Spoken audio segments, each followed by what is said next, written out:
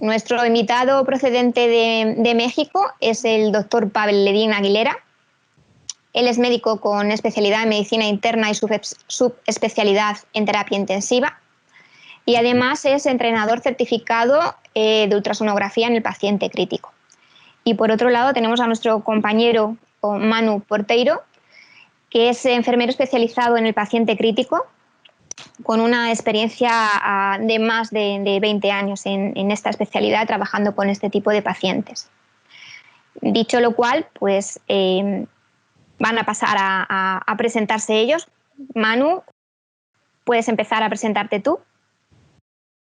Como dice Paloma, yo soy un enfermero que lleva unos 21 años en una unidad de cuidados críticos y desde el 2014 que canalizamos nuestro primer PIC, nos empezamos a, entre comillas, aficionar, ¿no? Empezamos a darnos cuenta de que el PIC era un catéter muy poco explorado en nuestra unidad y a partir de ahí creamos un grupo de trabajo. Nuestro objetivo era siempre que el paciente tuviera el PIC, el catéter adecuado en el momento adecuado. Y bueno, eso, formamos un grupo de trabajo, nos formamos y nos dedicamos a canalización y cuidado de acceso intravenoso. Actualmente el grupo es un grupo muy extenso porque los ETIs clásicos son 4 o 5 personas. Nosotros, al dedicarnos al paciente crítico, somos 15 personas porque lo que queremos es garantizar que el paciente tenga el dispositivo en el momento adecuado. Y el momento adecuado puede ser un turno de un domingo de noche o un turno de sábado tarde. Eso no lo abarca un ETI normal. Y nuestro segundo objetivo es llegar al resto de pacientes hospitalizados. Y entonces lo que estamos haciendo ahora es unirnos a otros grupos de ese mismo estilo, que hacen el mismo tipo de trabajo, como son unidades de cuidados críticos, resto de unidades de cuidados críticos, unidades de cuidados críticos infantiles y algunas otras unidades del hospital. Perfecto, Manu. Pavel, ¿puedes hacer una muy pequeña y breve presentación de ti y cuál es tu rol en tu unidad, por favor? Sí, claro. Buenas tardes por allá, buenos días acá en México. Muchas gracias por la invitación. Les comento, pues yo soy médico internista intensivista, radico en la ciudad de Guadalajara, México. Tengo la oportunidad de trabajar en dos unidades, dos tipos de unidades, una unidad de cuidados críticos privada y una unidad de cuidados intensivos en una institución pública del Instituto Jalisciense de Cancerología. Comento esto porque durante la charla iré también comentando las diferencias que existen en relación a la formación de equipos de acceso vascular en el medio público y en el medio privado, en este caso de mi país, y que seguramente es reflejo de la realidad de todos los países de América Latina. Muy bien, pues una vez que ya os habéis presentado a la audiencia que tenemos hoy con nosotros, voy a pasar a lanzaros, si os parece, la primera pregunta, ¿de acuerdo? Y es la siguiente. ¿Creéis que en vuestras respectivas unidades se hace una elección adecuada del acceso vascular? ¿Empieza Manu? En mi unidad yo creo que en general sí se hace una elección adecuada y es más, cada vez se hace una elección más adecuada. No lo dije en la presentación, yo pertenezco a una unidad de cuidados críticos de posoperados críticos, una reanimación. Entonces, todos o prácticamente todos los pacientes que nos ingresan nos vienen ya con un acceso central, son enfermos que van a estar varios días, que están muy malitos y están recién operados. Entonces, habitualmente nos vienen con un CIC, con el acceso central clásico. A partir de ahí, bueno, las primeras 24 horas son las de recepción de paciente, pero a partir de ahí hacemos valoración diaria de cuál es el catéter que va a necesitar en cada momento.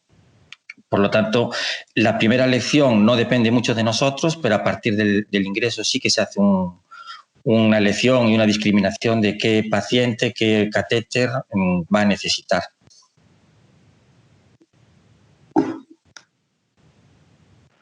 Pavel, ¿y en tu unidad se hace una correcta elección del acceso vascular? Precisamente uno de los aspectos más importantes es en las unidades de cuidados intensivos quién es quien decide qué tipo de acceso vascular el paciente va a requerir. En particular, en general, en las unidades de cuidados intensivos la mayoría de pacientes llegan ya con un médico responsable del caso y en la mayoría de las veces él es quien decide el tipo de acceso vascular. Casi siempre son los médicos. Esto sucede mucho en ambas instituciones, tanto en lo público como en lo privado.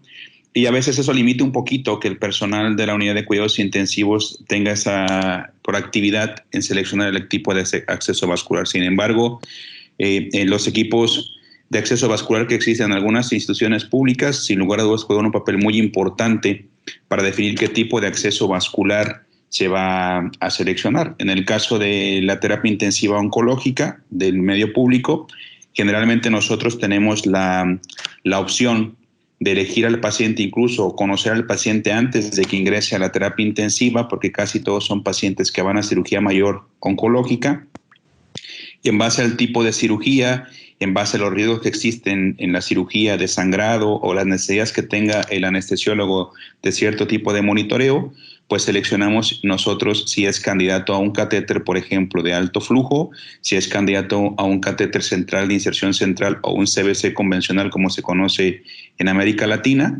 o si es candidato a un catéter central de inserción periférica. Un ejemplo grosso es por los pacientes que van a ser sometidos a gastrectomías, por ejemplo, nos ha dado muy buenos resultados desde el perioperatorio instalar catéteres centrales de inserción periférica de 5 French 3 luces, o pacientes que van a ser sometidos a hepatectomías o nefrectomías radicales con alto riesgo de sangrado, instalamos un catéter de alto flujo y generalmente lo acompañamos con un catéter central convencional de 3 luces dentro del introductor.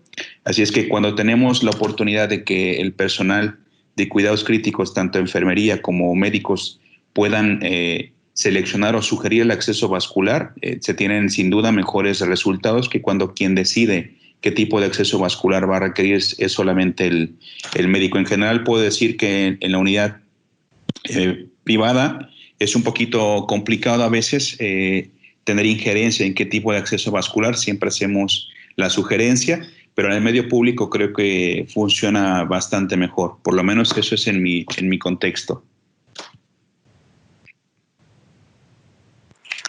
Luego, digamos que también en vuestras unidades esta elección del acceso vascular no es tan solo por el tipo de fármacos, el tipo de tratamiento, sino también por la patología, ¿no? Según estoy entendiendo. También la patología predispone al tipo de acceso vascular en vuestros pacientes, ¿no? Sí, así es. Así es, yo de manera muy esquemática hemos decidido, voy a intentar compartir pantalla, Paloma, a ver si se puede ver y si no lo explico, ¿te parece? Sí. A ver, voy a hacerlo ahí. Bien, tenemos entonces 3 escenarios importantes en nuestros hospitales. En mi hospital oncológico, el primer escenario es aquel paciente que ingresa directamente por el servicio de urgencias, es decir, aquel paciente que llega a una condición de extrema gravedad. Generalmente estos pacientes son abordados en primera instancia por el personal de enfermería del servicio, que anulan un acceso vascular periférico corto, convencional. Generalmente son medicamentos que por su condición de gravedad van a requerir infusiones de medicamentos a dosis muy altas. Generalmente son intubados en urgencia muchas de esas veces, y desde luego este tipo de pacientes pues requiere no demorar la administración de fármacos vasopresores, inotrópicos, sedantes, relajantes, y son pacientes que posiblemente requieren intervenciones múltiples como posición prono, hemodiálisis o colocación de más dispositivos para monitoreo y tratamiento. Entonces esos pacientes que llegan en esas condiciones, definitivamente la primera opción es un catéter venoso central o un SIC como primera opción. El segundo escenario es el paciente que ingresa tras deterioro en sala del hospital, es decir, un paciente que está hospitalizado en planta y por algún motivo tiene alguna complicación quirúrgica o médica. Y esos pacientes, bueno, están hospitalizados, ellos tienen accesos vasculares periféricos cortos y presentan un deterioro clínico en relación a su estado basal, evaluando las escalas como el Early Warning Score o el QISOFA. Y estos pacientes primero vemos si están hemodinámicamente estable o hemodinámicamente inestable. Y el tercer escenario es el paciente que ingresa en el postquirúrgico electivo. Son pacientes que nosotros hemos valorado ya por el funcionamiento muy particular de mi unidad. Nosotros evaluamos a los pacientes en el prequirúrgico y de acuerdo a ese tipo de procedimientos y complicaciones que se puedan presentar, pues decidimos qué tipo de acceso vascular. Por ejemplo, en pacientes en que se estima una estancia mayor a 5 días, colocamos el catéter central de inserción periférica el día de su hospitalización y se mantiene en vigilancia mediante escalas como el Early Warning Score y el QISOFA. Este tipo de pacientes son candidatos a catéter central de inserción periférica como una primera opción. Ese es grosso modo lo que nosotros hacemos en el instituto, y es como decidimos qué tipo de acceso vascular, si es PIC o CVC, desde que conocemos al paciente. Bien, pues ya prácticamente has dado una respuesta a la siguiente pregunta que os iba a formular, porque yo os iba a preguntar que en vuestros servicios, ¿qué indicaciones eran las que seguíais para implantar un PIC o para implantar un catéter central convencional? Pero bueno, ya más o menos lo has explicado también un poco. No sé si te ha quedado algo que quisieras añadir a este respecto, Pavel, y ya damos paso a Manu.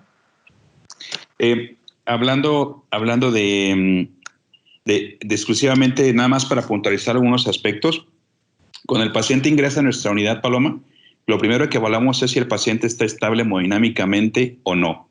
¿Y eso cómo lo vamos a definir? Nosotros hemos definido aquí un paciente que ingresa a nuestra terapia intensiva oncológica está estable cuando tiene vasopresores a dosis baja, ¿no? Por ejemplo, norepinefrina menos de 10 microgramos minuto, dobuta menos de 5 gamas, dopamina menos de 5 gamas. A esos pacientes los consideramos estables, y entonces a esos pacientes les realizamos un rastreo ecográfico en el brazo derecho en sus 3 segmentos. Si el paciente, por ejemplo, no tiene vasopresor o tiene dosis bajas de un solo vasopresor, igual hacemos el rastreo completo en el brazo derecho, que es el que hemos decidido como primera opción. Los criterios de acceso venoso adecuado es una vena generalmente que mide más o menos entre 4 y 5 milímetros, perdón ahí por el error, y que sea una profundidad menos de 15 milímetros. Hacemos también un rastreo prácticamente de todo el trayecto venoso en eje longitudinal, y esto es importante. Nosotros, a diferencia de otros centros, hacemos generalmente la punción en eje longitudinal, es decir, visualizando en todo el tiempo el cuerpo de la aguja. Y entonces a estos pacientes con estas características intentamos colocar un catéter central de inserción periférica. Y el otro gran escenario es el paciente que ingresa inestable a nuestra unidad, con un componente hipovolémico, probablemente hemorrágico, que requiere una cantidad importante de administración de volumen y que requiere seguramente infusiones de más medicamentos. A ellos los elegimos o son candidatos para la colocación de un catéter de alto flujo. Generalmente hacemos el abordaje yugular derecho, su catéter de alto flujo más un catéter venoso central convencional. Otro tipo de escenarios es el paciente que requiere dosis altas de vasopresor, que requieren más de 2 vasopresores, que requieren múltiples infusiones de medicamento, y colocamos el catéter venoso central generalmente en el abordaje brachiocefálico izquierdo. Así es como nosotros tenemos establecido nuestro algoritmo en la unidad. Perfecto. Manu, ¿cuáles son las indicaciones que seguís vosotros en vuestra unidad para implantar o bien un PIC o un CIC o un central convencional? Bueno, como ya comenté, nosotros somos una unidad postquirúrgica, casi todos los pacientes llegan ya con un catéter central. Lo que así hacemos es una valoración diaria. Esa valoración la hacemos en base a un algoritmo. Entonces, voy a intentar meteros aquí el algoritmo. Bueno, pues en ese algoritmo lo que tenemos en cuenta son las características de la terapia, la situación hemodinámica del paciente, la duración prevista de la terapia y su integridad vascular. Como dijo Papi, nosotros también nuestra elección de brazo siempre es el brazo derecho, primera elección, segunda elección izquierdo, y si ninguno de los 2 brazos es posible, entonces valoramos canalización de acceso femoral, lo que es el FIC. Cuando el acceso es central clásico lo canaliza el médico, y cuando es un PIC o un acceso femoral, un PIC femoral lo canaliza enfermería, este grupo de enfermeras. Yo, por ejemplo, tengo una pregunta para Pavel con respecto a esto que os acabo de preguntar, a las indicaciones que seguís. Me ha resultado curioso cuando has dicho que vosotros hacéis un abordaje longitudinal. Mi pregunta es, imagino que hacéis un abordaje longitudinal con venas del tórax, cuello tórax. Cuando colocáis los PIC en vuestro servicio, ¿también hacéis un abordaje longitudinal o lo hacéis transversal? ¿O lo hacéis mixto? No, generalmente nosotros lo que hemos aprendido, ¿verdad? Nos es mucho más sencillo el abordaje longitudinal. a pesar de que las diferentes publicaciones han comentado que el abordaje en eje corto y eje transversal resulta más sencillo, probablemente por el contexto de nuestros pacientes, que generalmente son pacientes un tanto más complejos de poder canular, hemos decidido, ¿verdad? Y sobre la práctica lo hemos visto, que nos resulta de mayor facilidad el abordaje longitudinal. Incluso algo que para nosotros es muy importante es aquellos pacientes que tienen una vena con una profundidad menor a 1.5 o incluso 1.8 milímetros, nos resulta de mayor facilidad canularlos en eje longitudinal. Cuando hay venas más profundas, que sí las hemos llegado a ver, incluso hasta 2 centímetros, 2.4 hasta 2.5 centímetros, hablando de la basílica o braquial, abordamos en eje corto. Eso es lo que estamos haciendo. Y de 3 meses para acá, debido a la situación que hemos tenido en particular con los pacientes de COVID ahora en el medio privado, que se nos han empezado a trombosar cuando abordamos las venas basílicas, a pesar de que tienen buen diámetro. Ahora lo que hemos estado haciendo es hacer la punción lo más alto que se pueda, llegar hasta la vena axilar, ¿sí? Igual intentamos canularlo en eje longitudinal, o ahí, como es muy grande la vena, lo podemos hacer en eje corto y tunelizamos hacia la porción media del brazo cuando elegimos colocar un PIC. Pero así es como nosotros lo hacemos. Y bueno, también es importante comentar que la guía, vamos observando cómo avanza el catéter por las diferentes porciones del trayecto venoso hasta prácticamente observarlo, cómo se aboca en la porción de la inonimada. Y en vuestro caso, Manu, ¿cómo hacéis la punción del PIC? ¿En longitudinal, en transversal o también? A ver, nosotros cuando hacemos el mapeo, pues usamos los dos tipos de ejes, ¿no? Longitudinal y transversal. Para canalizar, en principio usamos siempre el plano transversal. Lo que sí es cierto es que nosotros tunelizamos todos los catéteres. Entonces hacemos como si fuera una especie de rastreo, ¿no? O sea, vamos viendo la punta del PIC y vamos desplazando punta y ecógrafo. Vale, en algún caso específico también hacemos lo que es el plano oblicuo, pero eso es un plano un poco menos habitual en nosotros, ¿no? Habitualmente el transversal. Otra pregunta que me parece también interesante haceros aquí es, muchos de nuestros compañeros, como desconocen también el funcionamiento de las unidades de cuidados intensivos y de reanimación, muchas veces les surge la pregunta de, ¿tengo que canalizar un catéter PIC en uno de estos pacientes? Y curiosamente tiene otro tipo de acceso vascular, sea un catéter central convencional o muchas veces también un catéter para hemodiafiltración o un catéter para terapia sustitutiva de la función renal.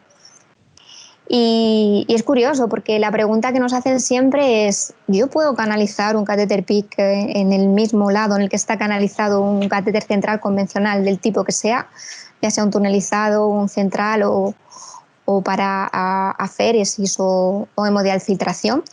¿Os ha sucedido? ¿Habéis tenido algún tipo de problema cuando lo habéis canalizado en el mismo lado en el que estaba ese otro catéter? No, nosotros habitualmente vamos siempre al lado derecho, ya te digo. Somos conscientes de que los médicos, cuando el paciente llega de quirófano, también tiene una vía central derecha, y al principio sí que teníamos ese miedo, ¿no? Entonces íbamos al lado contrario. Habitualmente no, porque los catéteres se unen ya a nivel de vena cava superior. Entonces, en una zona de mucho flujo, sí que a veces hay contacto físico, ¿no? Y a veces cuesta un poco mecánicamente canalizar el PIC, pero en general no hemos tenido problemas. Si vamos al otro lado, evidentemente, si tiene un catéter muy gordo, ¿no? Si un paciente está con una terapia de ECMO, que están con unas cánulas grandísimas, igual son un 25 o un 26 French, pues entonces evidentemente ya no vamos a ese lado. Sí, prácticamente seguimos el mismo principio. También nosotros, para serte francos, preferimos los abordajes contralaterales cuando tenemos catéteres de gran calibre. Hablando catéteres, por ejemplo, catéteres de alto flujo como el catéter para hemodiálisis, sí decidimos canular siempre el lado contralateral.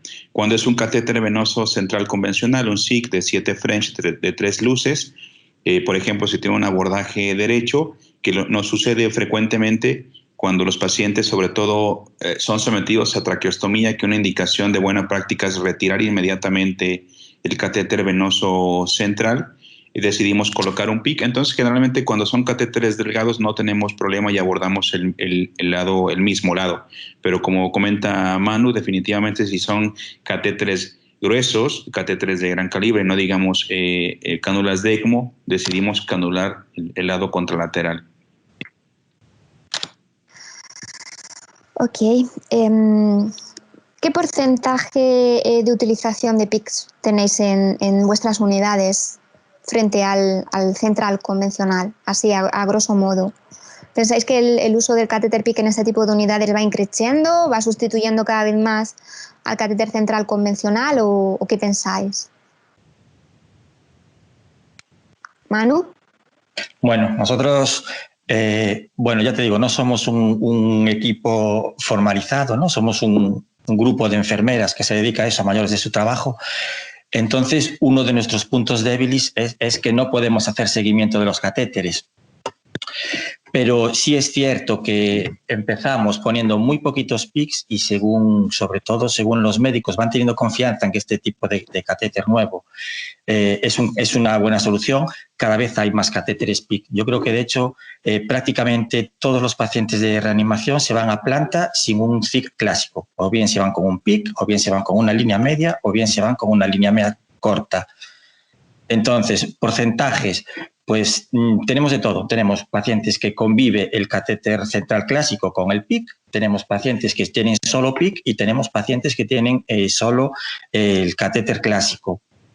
Si hacemos un corte, ¿no? Yo, por ejemplo, hice un corte la semana pasada y de 18 pacientes, pues tenían 10 los dos tipos de catéteres. Solo 4 tenían un catéter central, que eran ingresos muy recientes, de 4 días, y el resto, que eran los otros 8, tenían solo catéter PIC.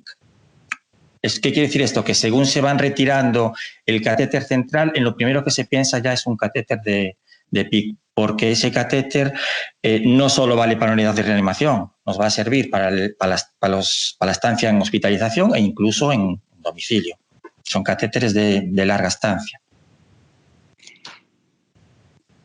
Sí, sin duda alguna, el PIC, creo que por lo menos acá en México, que no es un catéter que tenga tanta trayectoria como lo puede ser, por ejemplo, en España.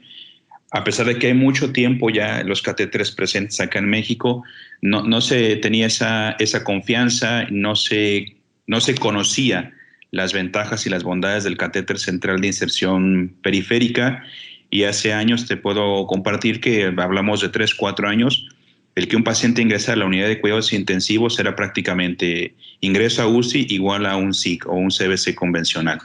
Independientemente de las indicaciones que fueran. Incluso hace años también una de las indicaciones, y no me van a dejar mentir, pues era cuando cuando la enfermera no podía canular a un acceso vascular periférico corto, le pedía a quien estuviera de guardia: doctor, póngale un catéter venoso central convencional. Creo que esas indicaciones en esta manera no son ni siquiera indicaciones en este momento para hacer una buena práctica. Como comenta Manu, en las unidades en México donde existe el dispositivo, donde se conoce el dispositivo, donde existen enfermeras preparadas para el mantenimiento o la gestión, como se conoce en España, el cuidado del catéter, y conforme se va también conociendo la terapia de infusión, cada vez más se va introduciendo el catéter PIC en pacientes de la unidad de cuidados intensivos. Pudiera también compartir que más o menos creo, si me permiten dar un número, es 50% de pacientes ingresan a la terapia y se les coloca un CBC o un SIC, y 50% entran de manera estable y con una condición que les permita instalar un catéter central de inserción periférico. Sin embargo, algo que es de muy buena práctica y que hemos nosotros intentado hacer, justo lo platicábamos ahí, es que el paciente que egresa de la unidad de cuidados intensivos no puede ir a sala o a planta con un catéter venoso central implantado. Por ese motivo, todos los pacientes que salen de nuestra unidad tienen que ir, si van a requerir continuar con terapias de infusión múltiples, nutrición o lo que requieran, egresan con un catéter central de inserción periférica. Sí, yo estoy totalmente de acuerdo con vosotros. creo que el catéter PICC cada vez va más en auge en este tipo de unidades, ya sea en reanimación o en cuidados intensivos. Lo comentábamos el otro día, realmente por la versatilidad y las prestaciones que da el catéter. Es decir, es un catéter de larga duración. Ahora mismo, por ejemplo, en el mercado tenemos 3 luces, 6 French 3 luces, 5 French 3 luces. Os permite administrar todo tipo de fármacos, hacer una monitorización. Es decir, es un catéter que es muy versátil y además en su implantación es bastante menos agresivo que un catéter central convencional. Luego yo estoy también con vosotros de acuerdo en este tema en que el catéter PICC cada vez más está tomando un papel primordial en las unidades de cuidados intensivos. Me ha resultado curioso lo que ha dicho Manu con respecto al midline, porque yo sé que él implanta midlines y tú también implantas midline, Pavel. Pero es curioso porque es verdad que la bibliografía, cuando tú hablas de midline en cuidados intensivos y en este tipo de unidades tan específicas, sí que es verdad que lo que nos dice es que el contexto es un poco inapropiado para el midline, a no ser, por ejemplo, en pacientes sépticos en los que, por ejemplo, un catéter central se asocia a una colonización muy rápida del mismo, o, por ejemplo, en pacientes que estén con nutrición parenteral cuya administración sea periférica. Entonces, me gustaría también que nos explicáis un poco en qué escenarios y en qué tipo de pacientes, en qué tipo de tratamientos utilizáis vosotros el midline en vuestras unidades. Bien, para ser muy franco, realmente me parece que el catéter midline, ¿verdad? Haciendo la aclaración, en nuestro país tiene apenas 2 meses que se han incursionado los catéteres, apenas ha llegado el catéter diseñado para eso. Anteriormente, bueno, conocíamos nosotros la definición del catéter midline y lo que hacíamos era utilizar un catéter PICC convencional de 55 centímetros, ajustado y recortado para que quedaran en la línea media clavicular, pero la verdad es que como es un solo lumen, lamentablemente para los pacientes de unidad de cuidados intensivos difícilmente tiene mucha utilidad, hablando exclusivamente del midline, porque precisamente es la limitación de una sola luz, que son los que tenemos acá en México, y generalmente son pacientes que requieren terapias múltiples, lo comenta bien Manu, pacientes que requieren nutrición parenteral, pacientes que requieren antibióticos, pacientes que requieren más luces para poder brindar una atención adecuada. Entonces el catéter midline, particularmente en la unidad de cuidados intensivos, no es algo que tenga cabida, por lo menos en este momento, porque estamos muy limitados a una sola luz. Cuando el paciente va a planta, sí lo valoramos, aunque te soy muy franco, Paloma, lo que nosotros decidimos es generalmente utilizar un catéter PICC de 2 lúmenes, y esto porque lamentablemente nos ha pasado cuando no hay una buena gestión y no hay un buen cuidado, casi siempre todos los catéteres terminan con una sola luz funcionando. Entonces, no es algo que tengamos que presumir, pero estoy seguro que eso sucede frecuentemente en otros países también cuando no hay un buen cuidado del catéter central. Entonces, en resumen, midline en terapia intensiva no. Creo que un paciente, si requiere midline, no debería estar en terapia intensiva. Catéter central de decisión periférica antes de su egreso a planta para retiro del catéter venoso central, e idealmente por lo menos con dos luces. Esa es mi opinión. Sí, yo estoy totalmente de acuerdo. Nosotros los midline sí los ponemos, pero pacientes en los que la previsión es un alta muy precoz, ¿no? Pues en 24 horas. Yo particularmente no soy muy defensor de los midline en cuidados críticos, pues por todo lo que acabáis de comentar, ¿no? Incluso las nutriciones parenterales periféricas, la osmolaridad es muy alta. Nosotros siempre que hay nutrición parenteral recomendamos. Nuestro protocolo no lo excluye, pero sí recomienda solo el uso del PICC. Midlines yo creo que ponemos aproximadamente el 10% de los catéteres, no creo que lleguemos a más. El 10% de los catéteres que insertamos en basílica. Sí. Tenemos varias preguntas. Curiosamente hoy, por ejemplo, Maite nos está haciendo todas las preguntas por el chat, pero bueno, yo os las hago. Ella lo que pregunta, por ejemplo, es que si siempre ponéis catéteres de 3 luces como norma en vuestras unidades. Y luego lo siguiente que pregunta es que, por ejemplo, a ella lo que le pasaba con algunos de sus pacientes es que cuando les implantaba un catéter PICC y al paciente, por el motivo que sea, se le llevan a las unidades de cuidados intensivos, retiran ese PIC y le colocan un catéter central convencional. Dice que esto sobre todo le pasaba al principio, que si vosotros también os habéis encontrado con este tipo de situaciones. Sí, definitivamente. Justo comentábamos en algún momento la falta de conocimiento del dispositivo, de las bondades, la falta de saber cuál es realmente la utilidad que tiene el catéter central de inserción periférica, es lo que muchas veces a nosotros nos pasó en el instituto y nos sigue pasando algunas veces en oncología, que tienes un catéter ya canulado con un catéter central de inserción periférica que es mínimo de dos luces, y resulta que va a cirugía y ahí le implantan otro catéter. Y aunque sea una cirugía no necesariamente que pueda tener riesgo de sangrado o de complicaciones adicionales, pero es precisamente por esa creencia y falta de conocimiento, es una realidad acerca del verdadero funcionamiento y las bondades que tiene el catéter central de inserción periférica.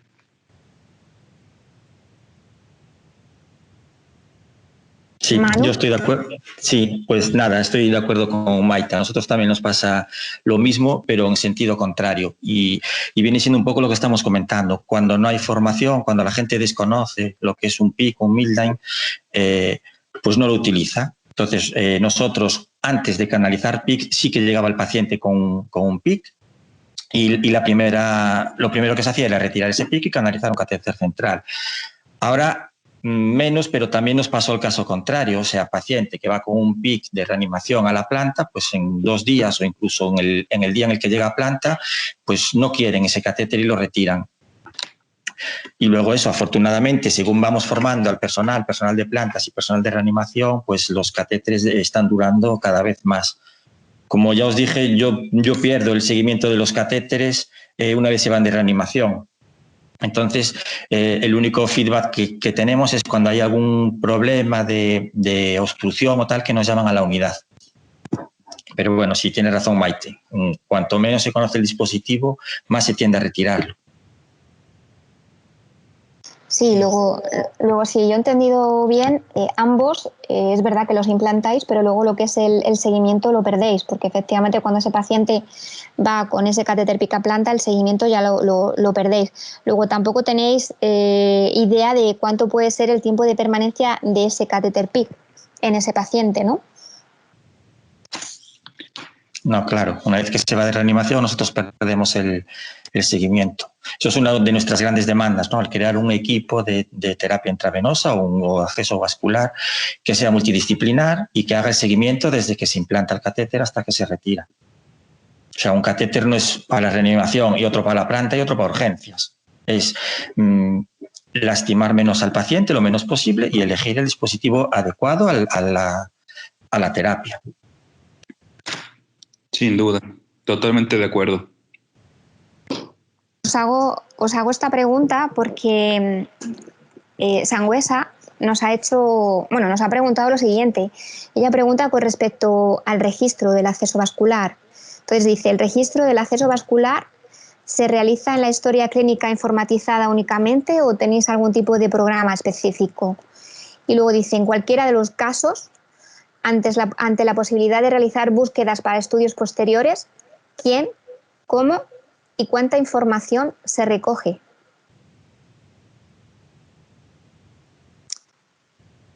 Luego, ¿tenéis algún tipo de programa en el que registréis todos esos datos de implantación de ese catéter? ¿Anotáis qué variables recogéis?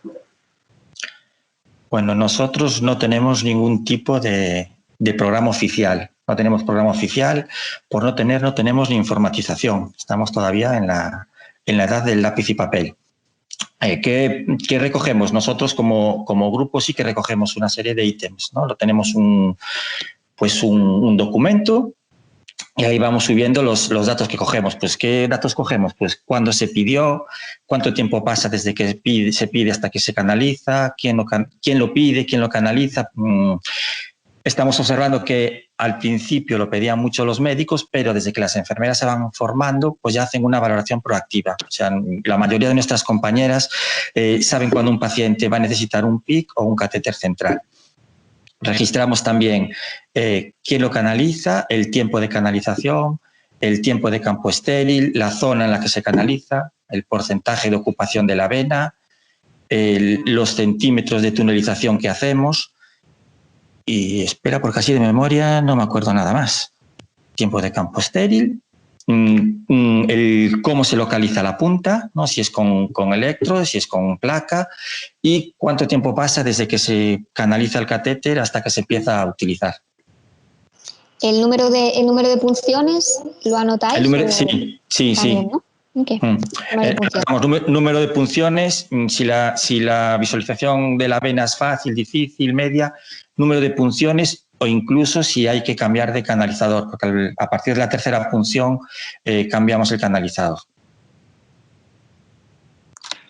Bien, en nuestro hospital tenemos los formatos convencionales de las clínicas de catéteres, donde se recogen justamente gran parte de los datos que comenta Manu, pero en nuestro hospital particularmente enfatizamos mucho, como es un hospital oncológico, enfatizamos mucho en las escalas predictoras de trombosis. Entonces hacemos una evaluación inicial del riesgo de trombosis per se de ese paciente al colocarse el catéter y obligadamente hacemos un seguimiento a la semana y a las 2 semanas para ver si no está trombosado el catéter. Adicionalmente a lo que comenta Manu y lo que han comentado, es un dato adicional que nosotros hemos decidido utilizarlo por el contexto particular del paciente oncológico y más porque comentábamos que no tenemos catéteres de tantas dimensiones, solamente tenemos un catéter de un solo 5 French, 2 lúmenes, y es con lo que contamos en el medio público.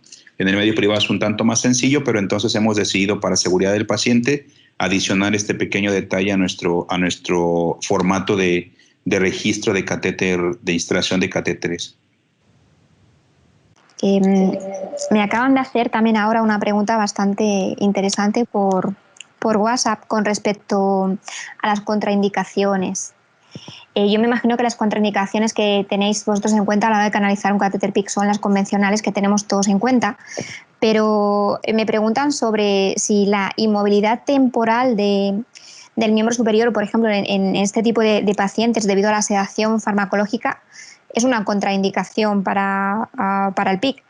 A ver, yo imagino que no, porque además de vuestras unidades también contáis con unidades de rehabilitación, me imagino, ¿no? Que también movilizan esos miembros que supuestamente no están movilizados por el paciente debido a ese tipo de sedación.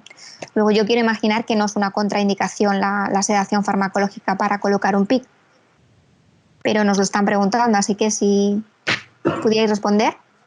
Sí, claro. Una contraindicación no es una contraindicación, definitivamente. No es una contraindicación, pero es muy importante tomar en cuenta el contexto del paciente. Creo que sin duda eso es de gran relevancia. Primero es saber por qué el paciente está en la unidad de cuidados intensivos. Segundo, quisiéramos que fuera así, que hubiera unidades de rehabilitación en todas las terapias intensivas. No lo hay.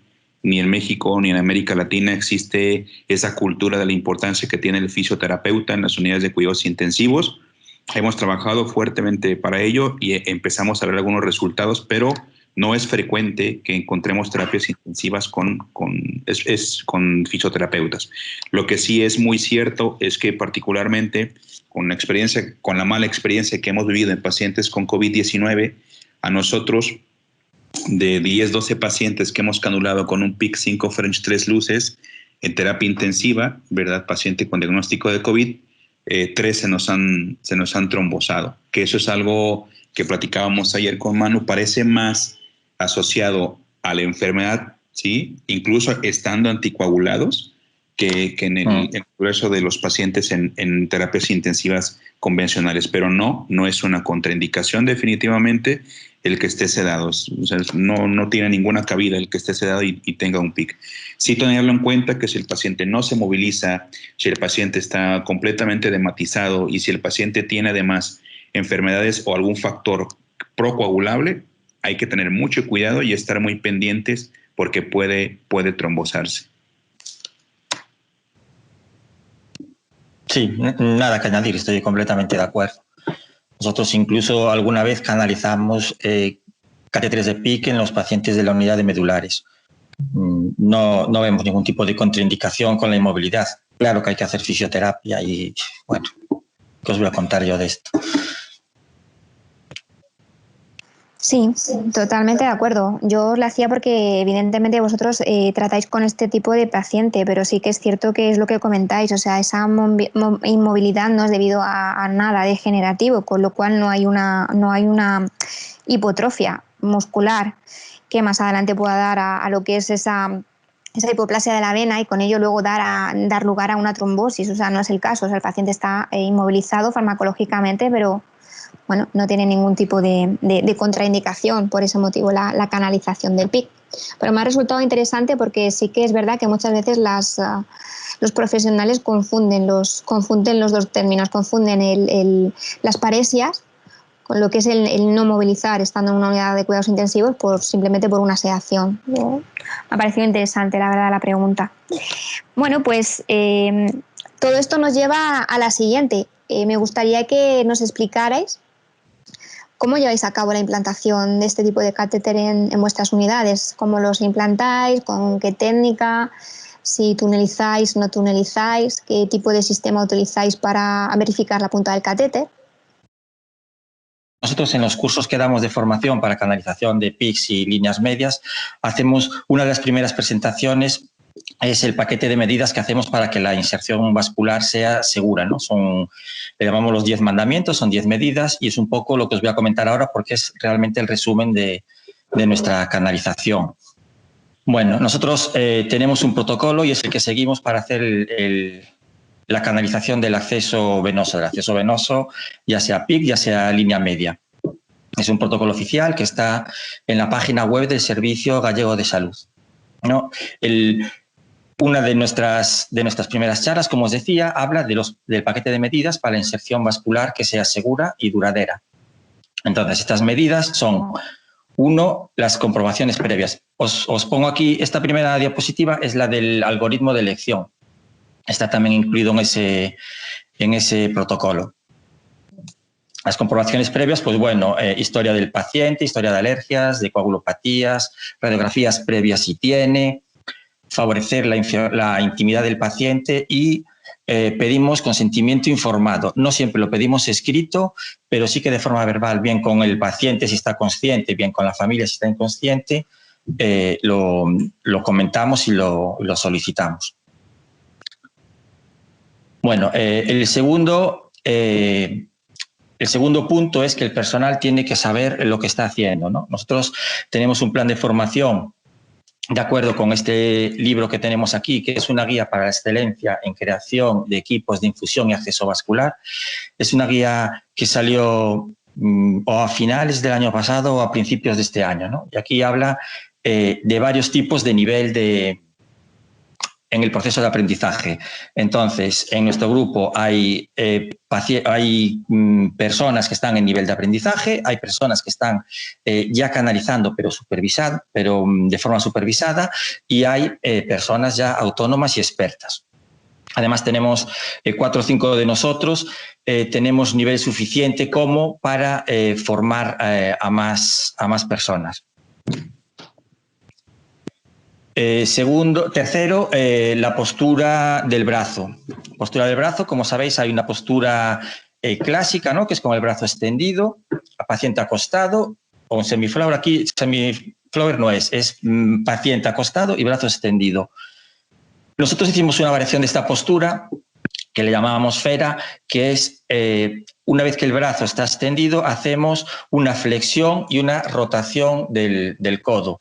Esto nos da mucho más margen de actuación porque tenemos todo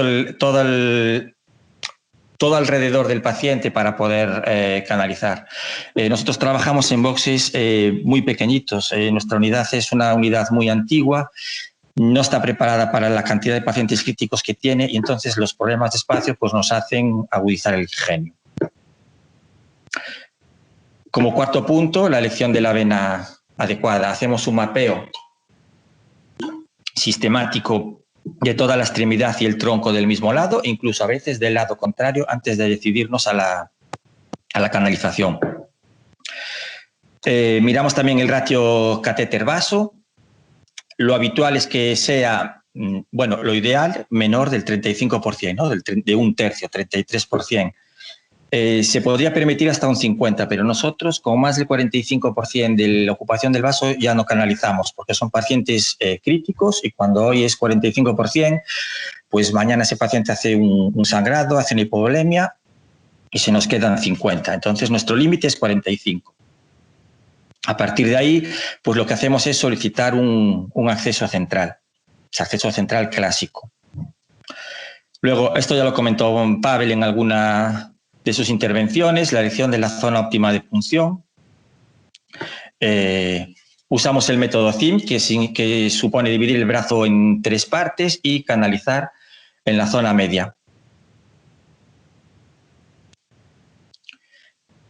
Como sexto punto, las medidas de barrera. Es un catéter central, por lo tanto, las medidas de asepsia tienen que ser máximas. Campo estéril, técnica estéril y lavado estéril o quirúrgico de manos. Estos son dos ejemplos de canalización. Esto es una canalización de un paciente de hace un año aproximadamente y esta es una canalización de un paciente en el estado de alarma COVID. La única diferencia es que aquí hay protección también para el operador y aquí la protección es protección inversa para el paciente. La punción la hacemos siempre ecoguiada, siempre seguida con ecografía y una característica propia nuestra o bueno, que es más habitual en nuestra unidad que en otras unidades, es que siempre hacemos una tunelización del catéter. Hacemos una tunelización, lo que llamamos tunelización directa. Imaginaos que esto es la zona verde de CIM, ¿no? O sea, la parte media del brazo. Esta naranja es la parte amarilla o naranja, la zona axilar. Entonces, nosotros pinchamos siempre en zona verde, pero en vez de pinchar con ángulo de 45 grados, pinchamos con menos ángulo. Lo que vamos haciendo es, con un plano corto, vamos siguiendo todo el catéter con el ecógrafo, vamos avanzando catéter y ecógrafo hasta que canalizamos en zona amarilla. O sea, el insert site está en zona amarilla, pero el exit site está en zona verde. ¿Qué ganamos con esto? Pues que esta vena aquí sea más gorda, por lo tanto, el porcentaje de ocupación es menor y el riesgo de trombosis baja un montón. Y, sin embargo, estamos en una zona limpia en la salida del catéter al exterior. Aquí lo veis con un ejemplo. Este catéter está tunelizado desde una zona verde, está pinchado en una zona verde y la zona de inserción está en la zona amarilla. Esta es la misma foto y esto es el trayecto subcutáneo que se hizo a este paciente, que son unos 5 centímetros. Por eso os digo que siempre hacemos pues entre 4 y 5 centímetros de tunelización, ¿no? De trayecto subcutáneo. La localización de la punta la hacemos siempre con electrodo intracavitario. El electrodo intracavitario, hay 2 casas comerciales que lo tienen y luego hay una tercera que tiene una especie de conmutador para verlo en un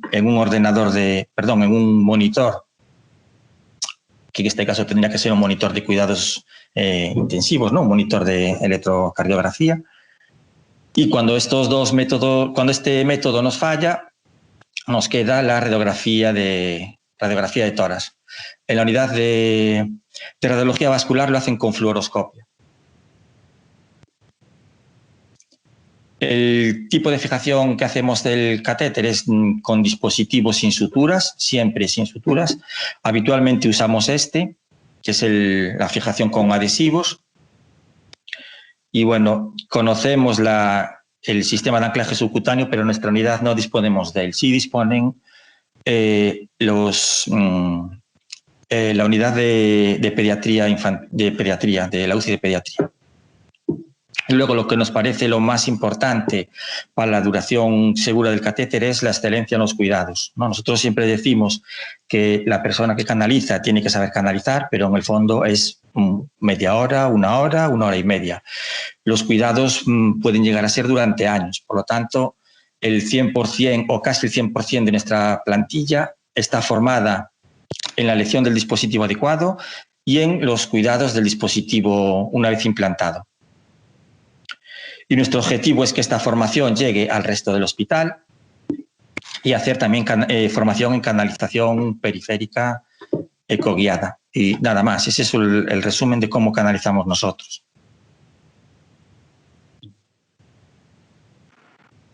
Pavel, y vosotros nos cuentas un poco cómo lo hacéis en vuestra unidad, cómo canalizáis el PIC, cómo localizáis la punta del catéter. Claro, es una manera magistral lo que ha expuesto Manu. También hace poco tuvimos la oportunidad de ver en una plática en CEINAP, así es que pues es una manera muy práctica y muy fácil de seguir, ¿verdad? Prácticamente seguimos los mismos principios de él, solamente voy a comentar algunas diferencias que tenemos en el hospital, ¿verdad? La primera es que nosotros hacemos el rastreo igual, pero rastreamos todo el trayecto venoso, desde la vena basílica hasta ver dónde se forma la vena brachiocefálica, precisamente para ir viendo las características de flujo e ir viendo si hay o no trombo, siempre haciendo la prueba de compresión por todo el trayecto. Nuestra punción, como les comentaba hace un rato, hemos nosotros decidido hacer siempre la punción en eje longitudinal, es una punción en plano. Una vez que canalizamos, seguimos prácticamente lo mismo que comentó hace un rato Manu. La única diferencia que pudiera aportar es que ahora efectivamente ellos con esa experiencia pues nos han dado luz a nosotros en la práctica, después de que tuvimos los incidentes de las trombosis en los pacientes con COVID, o vemos que los pacientes oncológicos tienen un capital venoso no muy favorable. A veces la vena basílica es una vena muy pequeñita o muy profunda, o a veces son venas tortuosas. Hemos decidido ahora empezar a canular lo más alto que se pueda, como comentó él, funcionar la axilar y hacer el túnel. El túnel lo hacemos de una manera muy sencilla, que es prácticamente con una camisa de un acceso vascular periférico corto de 14 Gauss, si mal no recuerdo, y a partir de ahí hacemos el túnel y hacemos que recorra el catéter. Una vez que hacemos esa situación, nosotros, como comentaba, en algunas ocasiones utilizamos la guía de electrodo intracavitario cuando lo hacemos en la unidad de cuidados intensivos, porque tenemos el monitor que nos permite hacer el monitoreo completo de un EKG de todas las derivaciones, ¿verdad? Y hacemos ahí las variaciones que se necesitan, pero cuando lo hacemos en planta no tenemos esos monitores y nos resulta difícil. Por lo tanto, a lo que nosotros le damos más peso es a la localización de la punta, guía ecográfica, y nosotros con la visualización a través del test de burbujas con una ecografía transtorácica. Les voy a quedar a deber esa imagen, no la pude encontrar para poderla mostrar, pero nosotros es lo que hemos confiado, e incluso lo hacemos también en domicilio. Cuando instalamos catéteres en domicilio, el visualizar el test de burbuja, el test de salina y confirmar la presencia de la punta donde debe estar, al ver cómo se agita la solución salina dentro de las cavidades derechas, estamos completamente seguros que estamos en el lugar apropiado, con una regla. Si nosotros hacemos el test de salina, que lo hacemos de una manera muy sencilla, son 9 mililitros de solución salina, 1 litro de aire, conectado en una llave de 3 vías a uno de los lúmenes del catéter, agitamos de un lado a otro y después abrimos hacia paciente, instilamos y vemos cómo se da el flujo turbulento provocado por las burbujas dentro de la aurícula derecha. Contamos, si nosotros vemos que ese efecto se produce entre los 2 segundos y los 4 segundos, estamos en posición correcta. Si lo vemos antes o después, necesitamos un segundo método para verificar en dónde está el catéter. Generalmente lo buscamos por ecografía. Y un punto adicional que hacemos también importante comentarles, cuando vamos avanzando el PIC, nosotros siempre lo hacemos 2 personas, siempre instalamos el catéter 2 personas, nos ayudamos, porque una persona ocluye la yugular con el transductor lineal a la hora que estamos avanzando el catéter para evitar la migración. Creo que es un punto favorable. Y finalmente, pues en resumen, quiero ver si se comparte esto, Paloma. En nuestra unidad de cuidados intensivos, los puntos claves es, como dijo Manu, todos los catéteres los colocamos con guía ecográfica, todos, ¿sí? La adecuada selección del paciente favorece el éxito del procedimiento, como lo venimos comentando, PIC versus CBC. Es muy importante que cada institución debe contar con un protocolo y criterios bien establecidos para individualizar la decisión de elegir el acceso vascular adecuado para la condición del paciente. Para el PIC podemos decir que nosotros lo consideramos adecuado cuando la vena mide aproximadamente 4 milímetros, cuando la profundidad está menos de 15, cuando el trayecto es regular después de hacer el mapeo. Nosotros nos permitimos un poquito más de margen y bueno, escuchar a Manu nos deja también grandes enseñanzas. Nosotros consideramos todavía como corte que el catéter no ocupe el 40-50% de la luz del vaso. Ahora ellos son mucho más estrictos, llegan hasta el 33%. Entonces eso creo que va a modificar la manera en que estamos haciendo las cosas y razón de más para seguir puncionando lo más alto que se pueda y tunelizar hacia la región media del brazo. La guía ecográfica, vamos viendo cómo avanza el catéter por todo el trayecto. Seguimos la punta ya sea con el electrodo intracavitario cuando podemos o definitivamente con el test de burbujas. En nuestra unidad del CBC lo consideramos como un acceso venoso adecuado en ciertas condiciones en paciente grave. Como primera opción tomamos siempre el brachiocefálico izquierdo porque resulta más sencillo por la inclinación que tiene el vaso. La guía ecográfica la hacemos también en el trayecto longitudinal y también utilizamos el test de burbujas, ¿verdad? Después de más de 3 intentos, si no lo colocamos, buscamos otro acceso, otro abordaje vascular. Bueno, es curioso, ¿no? Un mismo catéter, 2 técnicas de tunelización distintas y 2 maneras de localizar la punta del catéter también diferentes. Yo os quería hacer una pregunta también a los dos. Manu, por ejemplo, en vuestro caso, si no he entendido mal, vuestra tunelización es con aguja directa. No utilizáis ni tunelizador ni Avocat de 14 Gauge, ¿no? Es directa. Mientras que en el caso de Pavel, la tunelización la hacéis con el catéter periférico. Ahora yo os quiero hacer esta pregunta a ambos. ¿Qué pensáis? ¿Cuál de las 2 tunelizaciones resulta menos agresiva, más eficaz para el paciente? Tú, por ejemplo, en tu caso, Pavel, ¿has utilizado la tunelización directa con aguja? ¿No la has utilizado? Manu, yo creo que sí, tú has utilizado las 2, ¿no? Utilizas la de tunelización con aguja y utilizas también con Avocat. Que nos expliques un poco por qué una y por qué otra. ¿Y por qué decides, por qué en vuestro caso habéis decidido utilizar esta técnica de tunelización y no la convencional o con tunelizador o con Avocat? Bueno, nosotros empezamos con la técnica tradicional. Con el tiempo empezamos a utilizar esta otra técnica, ¿no? Que era hacer trayectos cada vez más largos con la aguja y nos resulta, para nosotros es más cómoda, es más rápida porque es en la misma canalización y creemos que para el paciente también es más cómoda y menos riesgo de infección, porque al fin y al cabo la colonización clásica tienes 2 puntos de inserción y con esta tienes un único punto.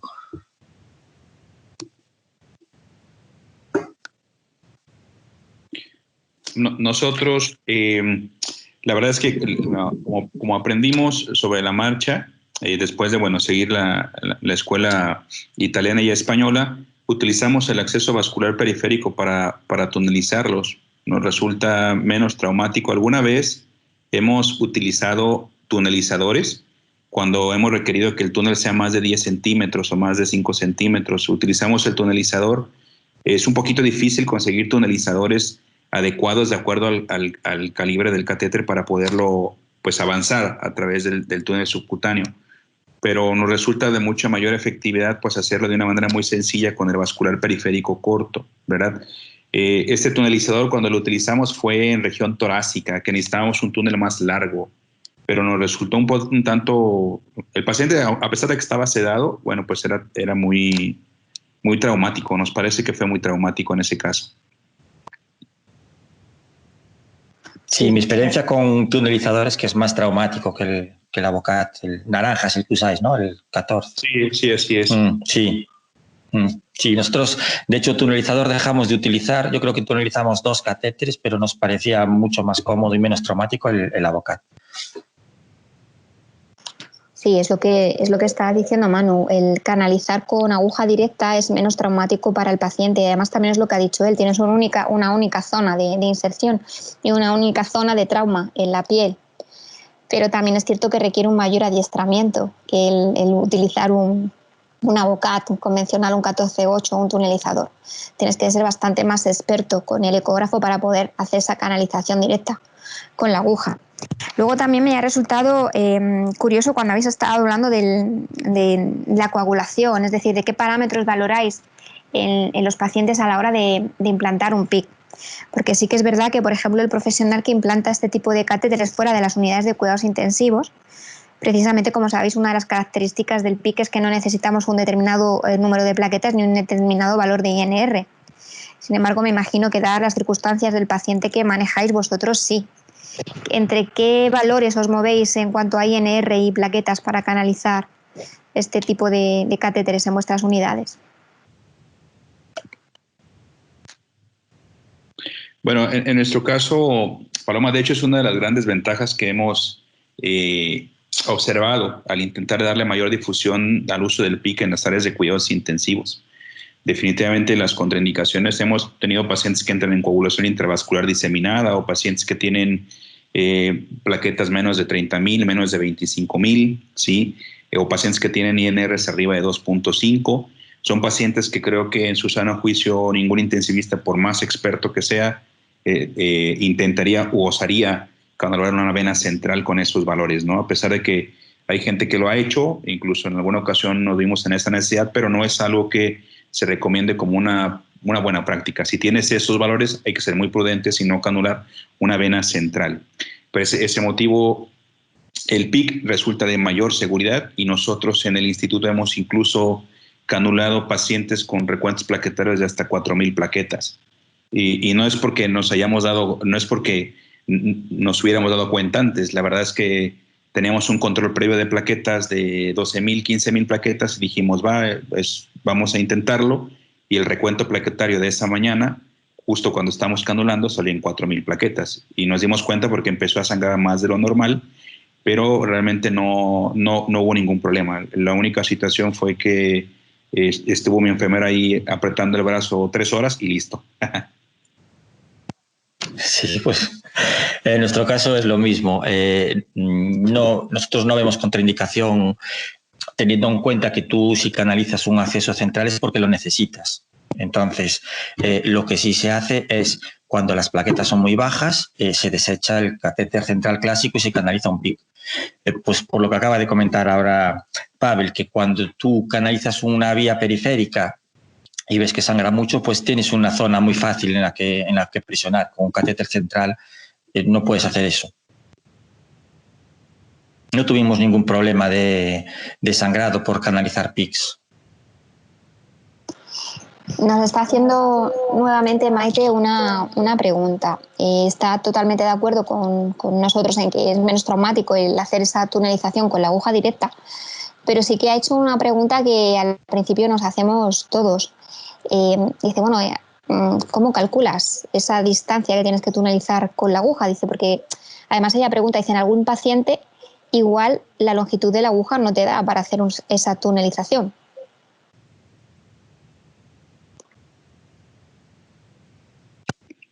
Bueno, nosotros contamos con que lo que se hace es una tunelización de 4 o 5 centímetros.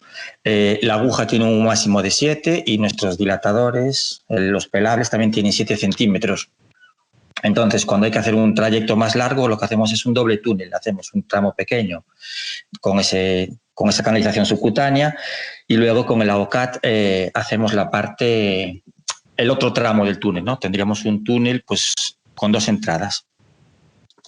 El cálculo lo hacemos pues cuando hacemos las mediciones, o sea, medimos la zona donde vamos a canalizar el catéter y calculamos dónde lo queremos sacar, ¿no? Entonces, con la misma regla, con el metro que nos trae el juego de PIC, calculamos que no deben de ser más de 4 centímetros, porque hay que tener en cuenta los centímetros longitudinales más lo que tienes que profundizar.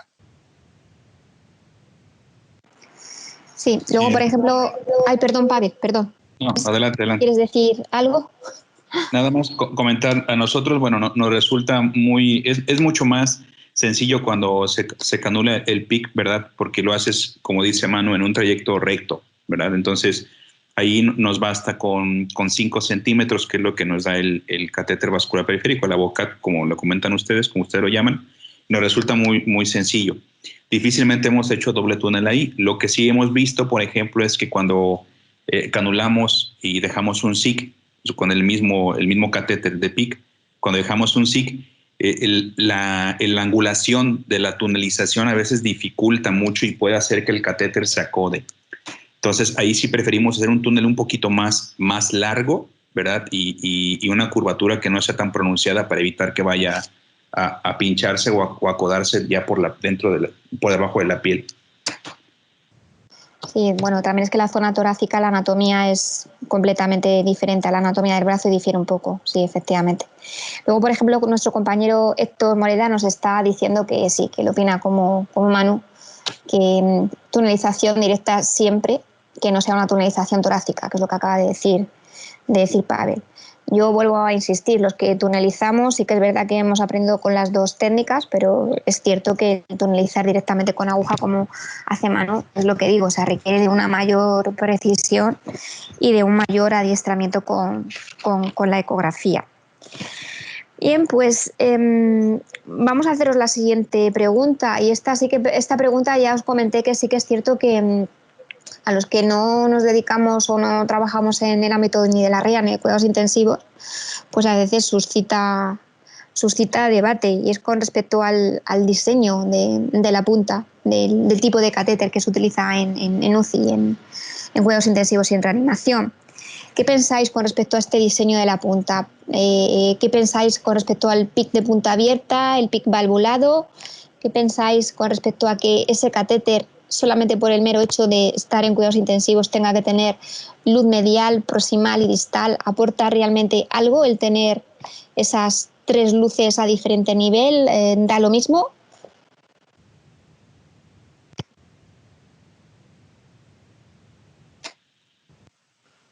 En nuestro caso, nosotros usamos catéter con punta recortable y por lo tanto abierta. Las 2 luces o las 3 luces son distales. Contesto una pregunta de Maite. Nosotros canalizamos casi siempre catéteres de doble luz. Triple luz en pacientes muy graves porque sabemos que va a tener un montón de perfusiones durante mucho tiempo, pero habitualmente el 90% de nuestros PICs son de 2 luces. Bueno, son las 2 luces distales.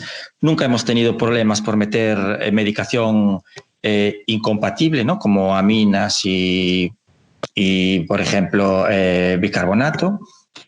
Creemos que no hay ningún tipo de afectación. Las 2 luces son distales y las 2 luces están en aurícula o muy cerca de aurícula. Por lo tanto, hay unos flujos de sangre bastante elevados. Respecto a los catéteres con punta valvulada, nosotros no los utilizamos. No los utilizamos porque el PIC, aunque cada vez menos, sí se sigue utilizando a veces, no solo para medir PVC, sino para medir gasto cardíaco. Y entonces las puntas tienen que ser abiertas. Yo personalmente no le veo ventajas al PIC valvulado. Muy bien. En nuestra experiencia, en México no tenemos PIC valvulados, por lo tanto todos los que usamos son de punta abierta, todos son PICs recortables, y efectivamente no hemos nosotros tenido ya en la práctica clínica ninguna situación o ninguna complicación, ¿no? O por el hecho de que todos que el lumen termine exactamente, los lúmenes terminen en la porción distal. Es decir, los fármacos, no hemos observado ningún tipo de complicación asociado a esa situación, evidentemente pues porque estamos seguros que la punta está donde debe localizarse, ¿verdad? A ver, os hacía esta pregunta por lo que os comenté también con anterioridad, porque sí que es cierto que cuidados intensivos es una unidad pues muy cerrada, y sí que es cierto que, por ejemplo, hay bastantes intensivistas que son reacios a la introducción precisamente del catéter PIC en estas unidades por ese motivo. Porque en el momento en el que les estás dando la explicación de para qué se utiliza el catéter, en qué tipo de pacientes, sus indicaciones, sus contraindicaciones, lo primero que te preguntan es, Pero yo es que mis pacientes los tengo con multiperfusión y algunas de ellas son aminas, son drogas vasoactivas. Luego, si no tiene las luces bifurcadas, no me interesa. Pero yo creo que realmente no les interesa por lo que hemos comentado, un poco por desconocimiento del catéter. Desconocimiento del catéter en sí y desconocimiento del catéter en cuanto a su uso. Porque era lo que comentábamos también el otro día, es un catéter que en realidad es como un central convencional, batabicado, luego no hay interacción farmacológica con los diferentes fármacos que estamos administrando, y luego lo que habéis comentado durante toda la presentación, que por el mero hecho de donde se queda ubicada la punta del catéter no hay interacción farmacológica posible. Luego también me gustaría que explicarais un poco cómo es la administración de este tipo de fármacos en el caso de catéteres que tengan luces medial, proximal y distal. ¿Por dónde administráis cada cual? Porque en eso también hay veces que hay cierta confusión. Si no os importa, podríais también explicar cómo lo hacéis y qué tipo de fármacos administráis por medial, distal y proximal. Manu. Nosotros en los catéteres que tienen ese tipo de luces, que son los centrales clásicos, tampoco tenemos una norma ni un protocolo. Habitualmente ponemos por la más proximal lo que son las aminas y luego por las mediales y distal. Medial, nutrición parenteral o antibioterapia, y la distal la dejamos, como te dije, pues para el resto de medicación y por si hay que medir una PVC o por si hay que medir un gasto cardíaco continuo.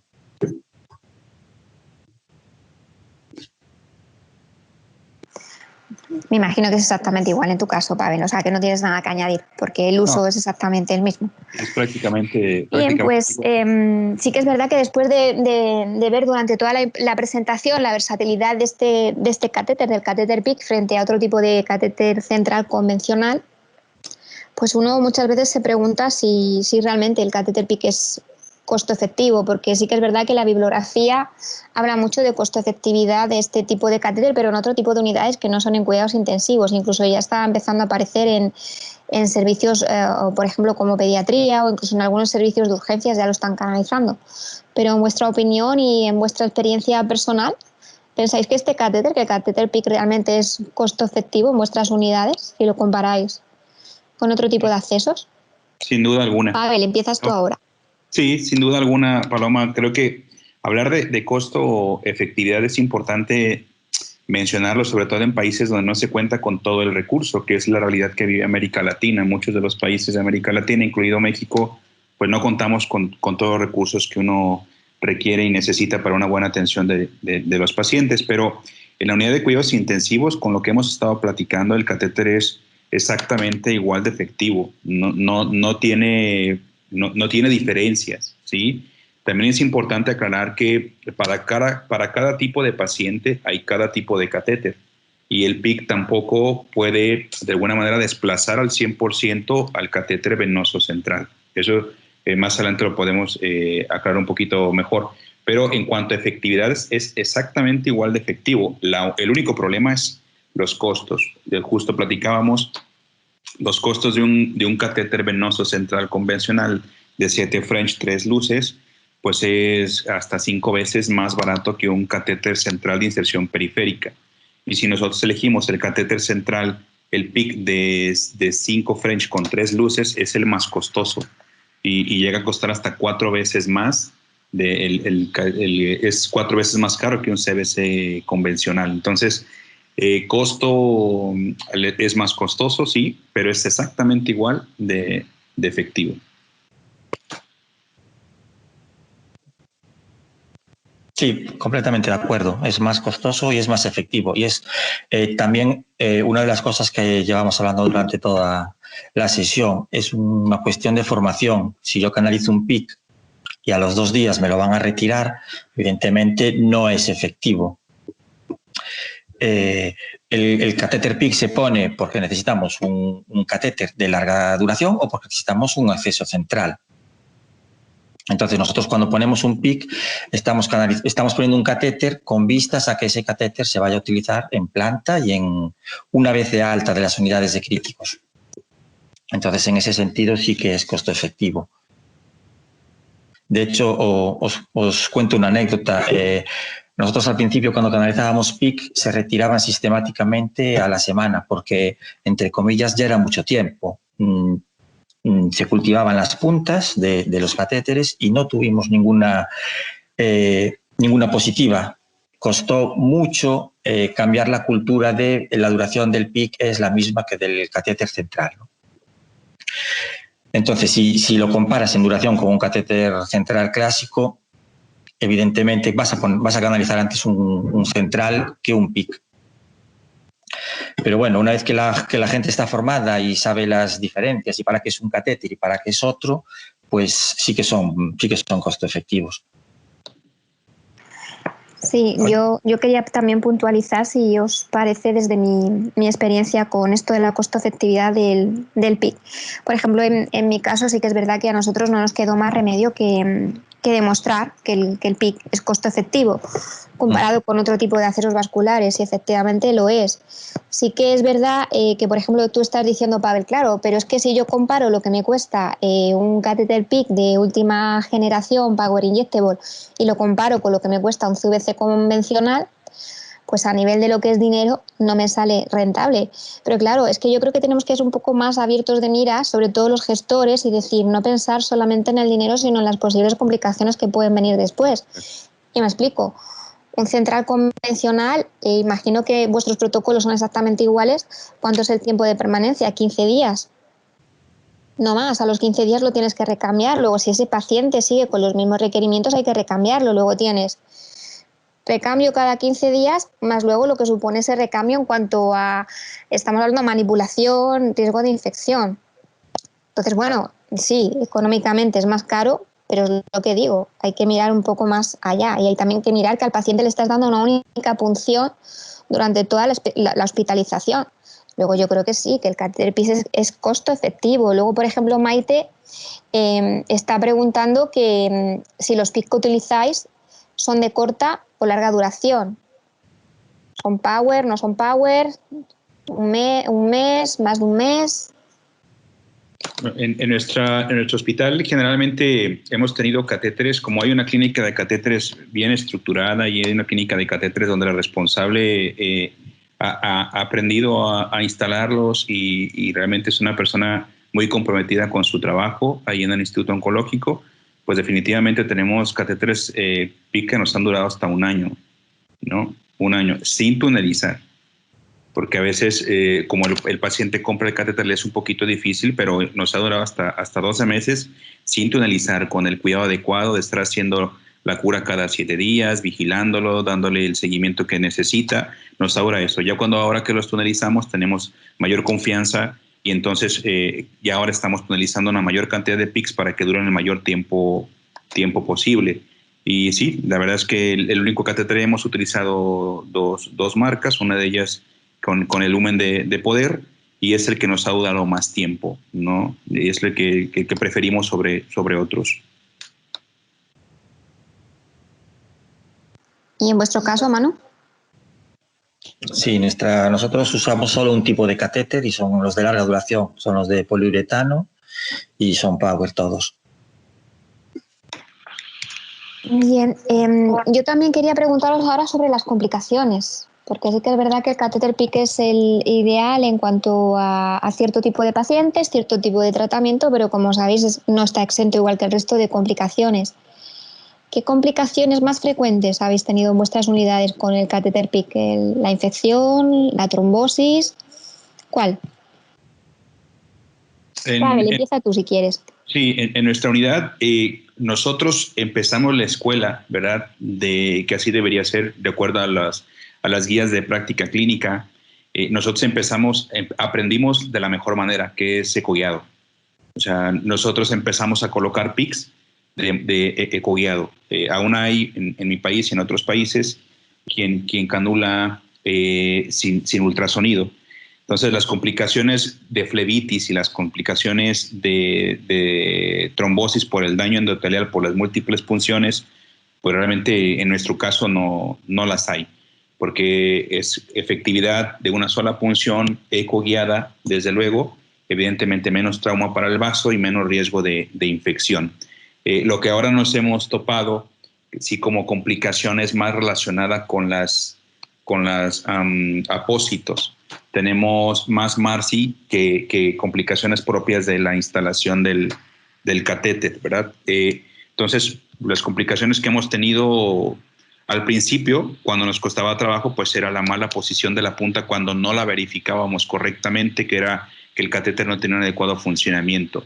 Por ahí, de ahí en más, pues realmente no. Alguna complicación que hemos tenido, también ahora recuerdo un caso, un paciente muy delgado que lo canulamos de nuestros primeros casos muy cerca del codo, y entonces quedó muy cerca del plexo y le molestaba bastante, tanto que tuvimos que retirar el catéter.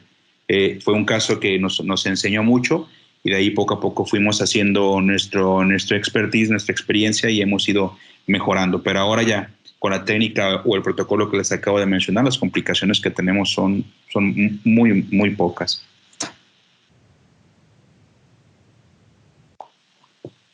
Sí, en nuestro caso, pues exactamente igual, ¿no? Tenemos los típicos problemas de MARSIS, de daños en la piel, pero por los adhesivos, no por el dispositivo en sí. No hay prácticamente infecciones relacionadas con PIC. De hecho, creo que de todos los que llevamos puestos, se nos infectó uno. No hay trombosis tampoco, porque usamos un ratio catéter-vena siempre por debajo del límite, siempre trabajamos con 35%. Y de hecho, la única trombosis que se puede asociar a un PIC, bueno, pues era un paciente que tenía un montón de problemas. De hecho, era un paciente de cirugía vascular con una endoprótesis contaminada, y al final no quedó muy claro si esa trombosis era producida por el PIC o era producida por otro tipo de patología del paciente. Yo ahora voy a haceros una pregunta que también nos preguntamos mucho los que no nos dedicamos a los cuidados intensivos ni a la REA. Y yo sé que la pregunta os va a poner también un poco en compromiso, pero es que es así, es la realidad. ¿Por qué razón, siempre que un paciente en cuidados intensivos tiene, imaginaros, se le acaba de canalizar un pico o cualquier otro tipo de acceso, por qué siempre que desarrolla un pico febril, la indicación es retirar el catéter inmediatamente? Porque es de los pocos servicios en los que se actúa así. Es decir, yo he canulado un PIC, el paciente al día siguiente resulta que está con 37,1, 37,2 e inmediatamente va todo fuera. Todo lo quitamos. ¿Por qué?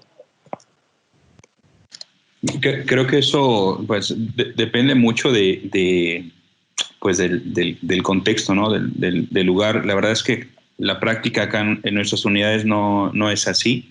Tenemos los protocolos bien definidos. Insisto, cuando hay una formación, cuando hay un grupo multidisciplinario, cuando hay esa proactividad de todos los integrantes que comparten información, que todos los días se actualizan y están pendientes de la evolución de sus pacientes, logramos nosotros definir los criterios bueno, se retira, no se retira, evaluamos el contexto, pero definitivamente por un pico febril nunca hemos retirado un catéter de manera aislada. O sea, no es la indicación, ¿no?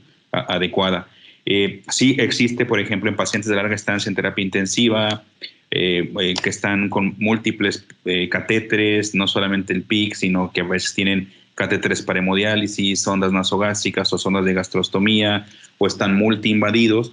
Pues en ese tipo de pacientes, sí, cuando la fiebre es persistente, optamos por tomar los cultivos, sellar el catéter, esperar los resultados, ¿no? Y mientras canalizamos un vascular periférico corto en lo que sale el resultado. Sí, un poco parecido a lo que comentas. En nuestra unidad sí que al principio ocurría eso, pero bueno, como ya comenté, los cultivos de las puntas del catéter daban negativos, entonces se empezó a cambiar el chip, ¿no? Nosotros tenemos la gran suerte de que, como ya os dije, no somos un ETI constituido como tal, pero sí que trabajamos de forma multiprofesional. Entonces, ante un pico febril, el médico siempre nos pregunta, no, si puede ser del PIC, si no puede ser del PIC.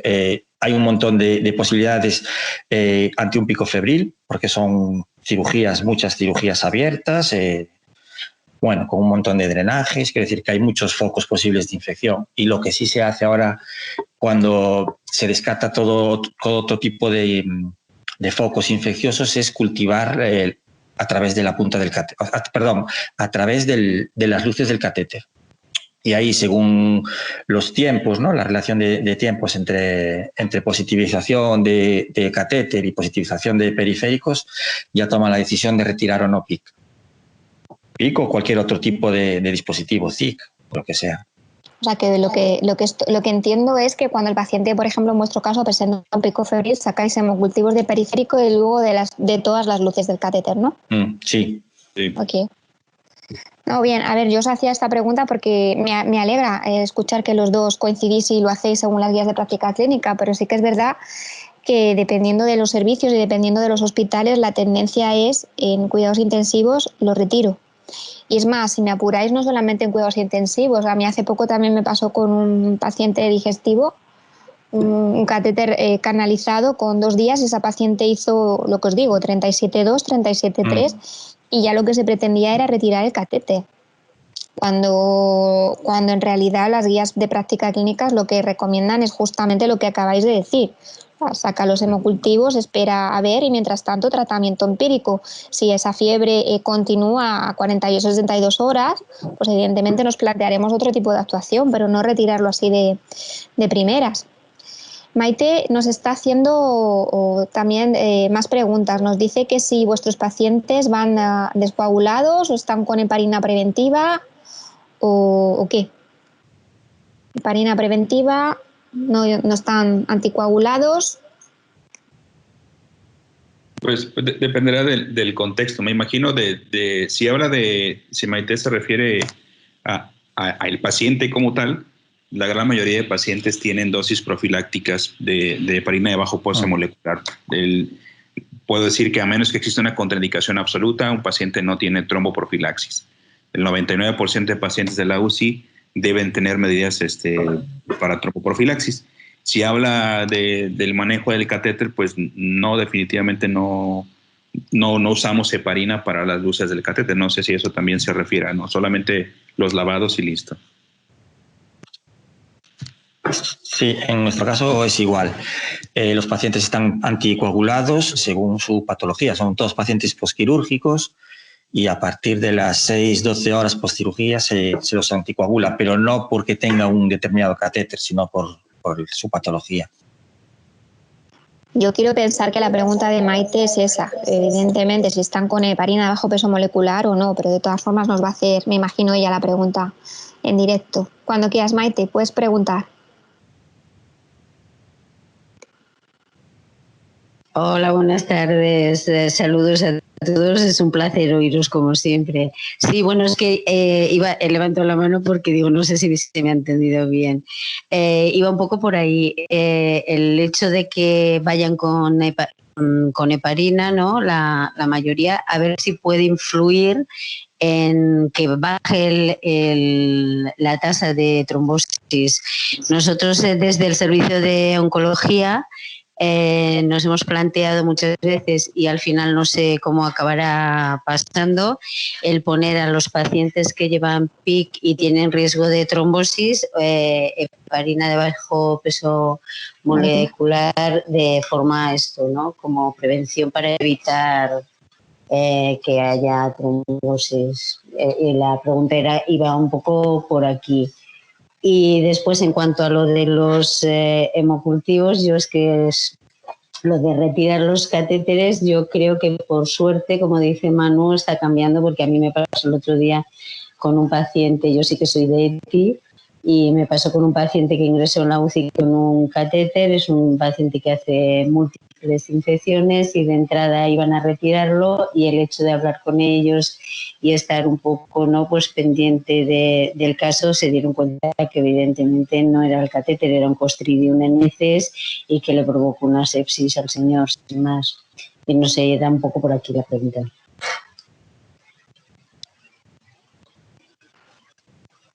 ¿Tenéis algo que opinar con respecto a lo que ha dicho Maite? A ver, yo sé que vuestros centros sí que son la excepcionalidad con respecto a esto. Yo sí que es verdad que estoy de acuerdo en que afortunadamente las cosas están cambiando no solamente en cuanto a infección, en cuanto a trombosis, porque la trombosis también es un tema periagudo, y tanto si nos gusta como si no, en algunos centros todavía se siguen retirando los catéteres cuando tienen ya el diagnóstico de que están trombosados, cuando sabemos que la realidad no debería de ser así, pero lo es. Y volvemos de nuevo a lo mismo, o sea, es falta de desconocimiento del acceso vascular que estamos manejando y de la complicación también que estamos manejando, ¿no? Yo creo que hay que actualizarse, y igual que nos estamos actualizando en cuidados y mantenimientos, nos debemos de estar actualizando en lo que son complicaciones de los accesos vasculares.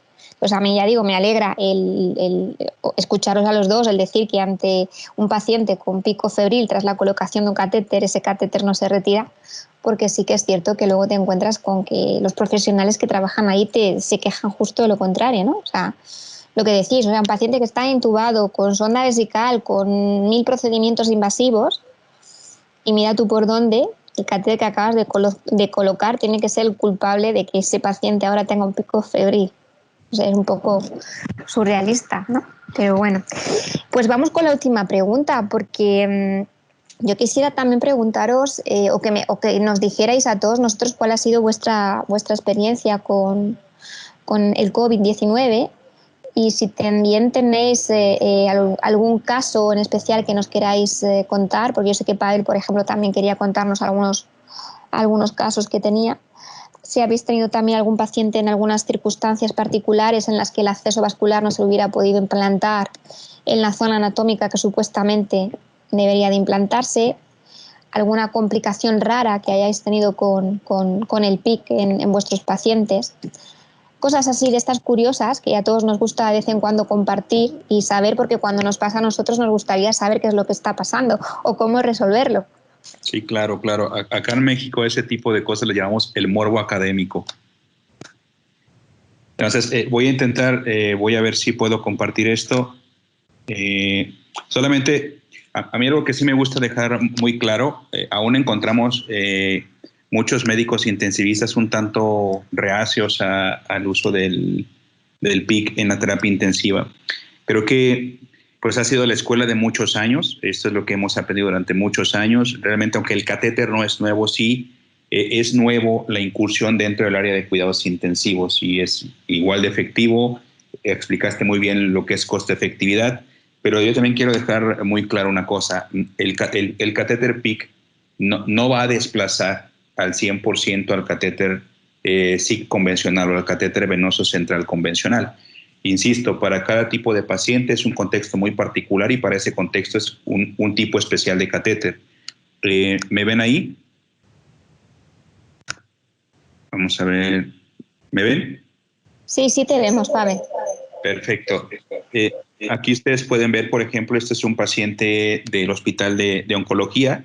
Es un paciente que hizo un linfoma y después hizo una manifestación paraneoplástica en piel. Ustedes pueden ver que prácticamente todo su cuerpo está con esas llagas, con esa esfacelación de la piel. Un paciente que particularmente estaba ya en fase y estaba infectada por esa presencia de infección cutánea, entró en choque séptico. Nos pidieron que lo abordáramos para que le pusiéramos un catéter.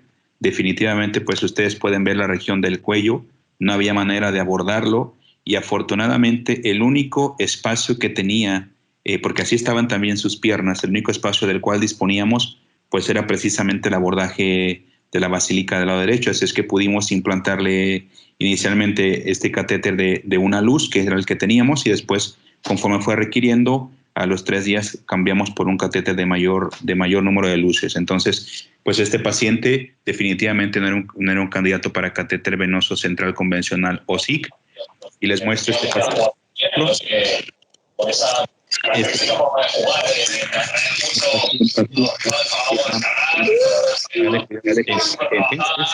Pueden ver paciente que cayó en paro. Estamos ahí utilizando el protocolo FIL, guiando la reanimación por ecografía, y bueno, ante ese escenario necesitábamos urgentemente un vaso, un acceso venoso.